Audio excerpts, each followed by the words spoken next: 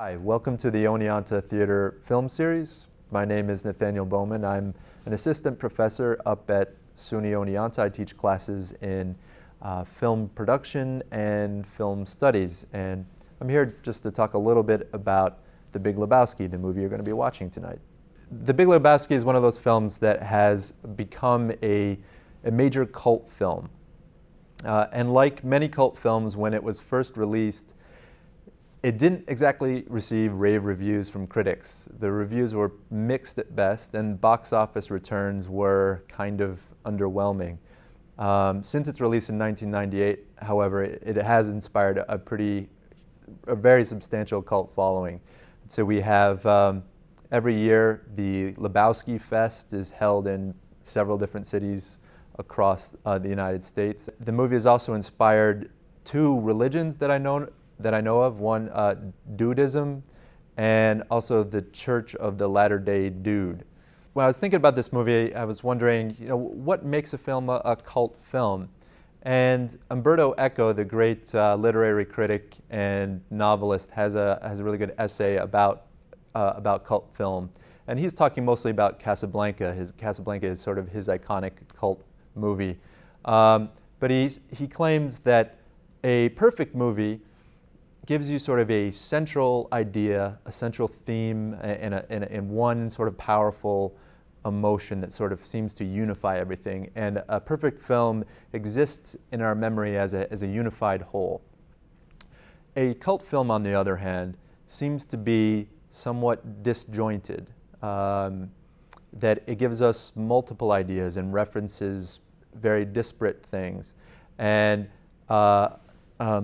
ultimately, he says, exists in our memory as sort of a series of visionary images, kind of sort of visionary icebergs floating out in the ocean, that the audience can kind of enter into at any moment, which is a kind of a nice idea, I thought.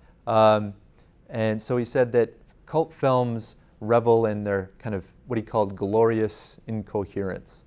When we think of cult films, we often think of films that are so bad that they're good, that the production values are low, maybe the acting performances are terrible. There's a lot of stuff wrong with them, and then we sort of laugh at the films. The Big Lebowski doesn't work that way. Great writers, great editing, great cinematography, great performances, and yet it's still a cult film. So how did it achieve that status? I think that there are some very interesting incongruities, and I guess to use Eco's terms, like glorious incoherencies in the film. For one thing, there are a slew of scenes that just sort of seem to pop up out of nowhere. For instance, John Turturro's whole character, Jesus, the almost sort of psychotic bowler that's also an incredible dancer. What is he all about? I don't know, and John Turturro didn't know either. He kept on asking the Coen brothers, like, what am I supposed to be doing? Why is this character in this movie? And the Coen brothers just sort of shrugged their shoulders and laughed. They didn't really know. So there's lots of moments like that are actually sublime in and of themselves, but we're not exactly sure how they fit in with the rest of the film. So the plot, very convoluted plot, and as far as it being incoherent, well, it holds together pretty well, but no character in the entire film actually understands what's going on. At every point in the movie, everybody is mistaken about basically everything. Nobody knows how the pieces are fitting together. It's completely incongruous or incoherent from the character's perspective.